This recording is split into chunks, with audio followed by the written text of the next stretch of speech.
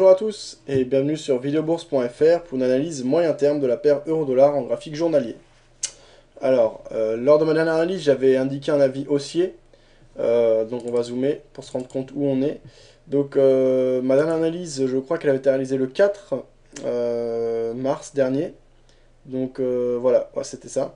Donc j'avais dit que j'étais d'avis haussier, donc soit avec une prise de position au cours actuel, soit en attendant un retour vers la trendline, donc le support oblique haussier, tracé en noir sur mon graphique, pour jouer le rebond en phase de tendance. Alors, le stop loss que j'avais conseillé, je m'en rappelle plus bien, mais je crois que c'était sous le support oblique haussier. Vous pouvez regarder l'ancienne vidéo pour en avoir le cœur net. Mais le support oblique haussier, ça me semble, sous le support oblique haussier, ça me semble le plus cohérent.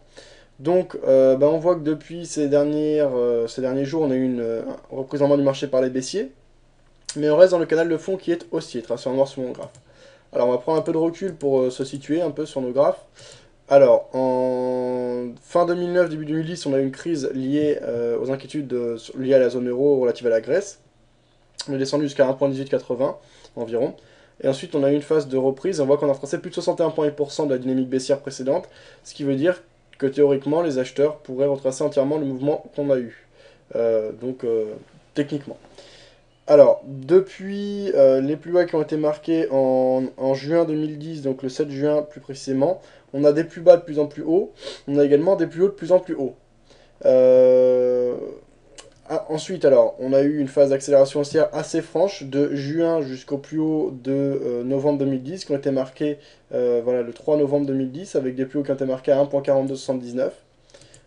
Depuis, on a eu une phase d'hésitation, avec des plus hauts de plus en plus bas, alors que dans un même temps, on avait des plus bas de plus en plus hauts de l'accélération haussière précédente.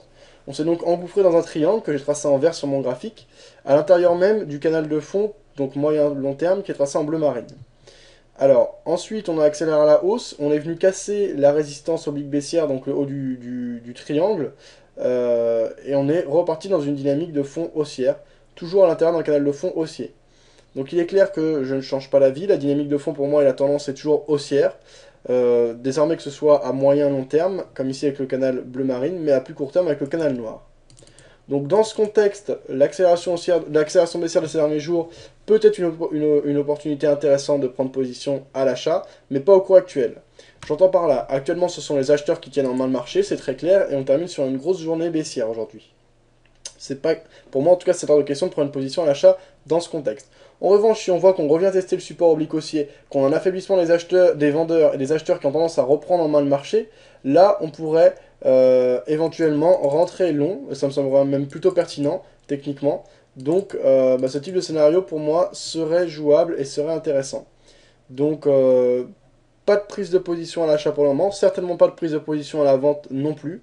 Si les vendeurs s'affaiblissent au contact du support oblique haussier et que les acheteurs reprennent en main le marché, qu'on a des figures de retournement comme par exemple des marteaux ou pourquoi pas des englebantes haussières, là ce seront des signaux assez intéressants pour prendre position à l'achat et fixer son objectif, pourquoi pas dans le haut du canal haussier, ça ferait assez haut quand même, ou si on a plus de temps et pour une optique plutôt moyen terme en acceptant qu'il y ait des phases de correction, etc. Le retour vers les précédents plus hauts qui avait été marqué précédemment, donc qui avait été marqué en novembre 2010, à 1.4276, donc on va chercher juste en dessous par exemple à 1.4260, ça me semblerait assez intéressant. Alors, un autre moyen de jouer cette phase d'accélération, je le conseille moins, c'est moins mon style de trading, c'est de jouer le breakout des précédents plus hauts qui ont été marqués le 7 mars dernier, donc avec des plus hauts à 1.4034. Donc on pourrait jouer le breakout de cette zone, mais je préfère moi jouer les rebonds sur la trendline, donc les rebonds, donc les petites phases de correction contre la tendance de fond, afin de profiter d'un maximum de potentiel de hausse. Alors, au niveau du stop loss, je conseille toujours de le placer sous le support oblique haussier. Donc, ce sera un stop loss assez serré par rapport au point d'entrée si on entre dès que les acheteurs reprendront en main le marché. L'objectif, je viens de le fixer, ça peut être les plus hauts précédents ou le haut du canal haussier long terme, enfin moyen long terme, en bleu marine ici. À ce moment-là, ça pourrait nous ouvrir des objectifs comme 1.45, 1.47. Mais là, c'est quand même plus des positions moyen long terme. Alors comme j'ai dit, je ne conseille pas de prise de position à la vente. Cependant, si on casse nettement le support oblique haussier de notre canal court terme, donc tracé en noir sur mon graphique, je ne conseillerais plus de rentrer à l'achat. Je ne conseillerais pas non plus de rentrer à la vente. Je resterai spectateur, je serai tout de même attentif à un éventuel retest de l'ancienne résistance, donc de l'ancienne partie haute du triangle, tracé en vert sur mon graphe, pour éventuellement jouer une configuration de pullback qui serait possible avant un ralliement de la base du triangle qui se situerait à 1.4282, donc c'est la base et les plus hauts qui avaient été marqués en novembre. Donc, quoi qu'il arrive, pas de prise de position à la vente. Et si on doit avoir cette accélération baissière et cette cassure du canal haussier, je referai une analyse à ce moment-là pour voir comment jouer, les mouvements, etc. Donc voilà, je pense que c'est en vrai tout ce que j'ai à dire. Bonne soirée à tous et à bientôt sur videobourse.fr. N'hésitez pas à réagir par rapport à cette analyse sur le chat ou sur le forum. A bientôt.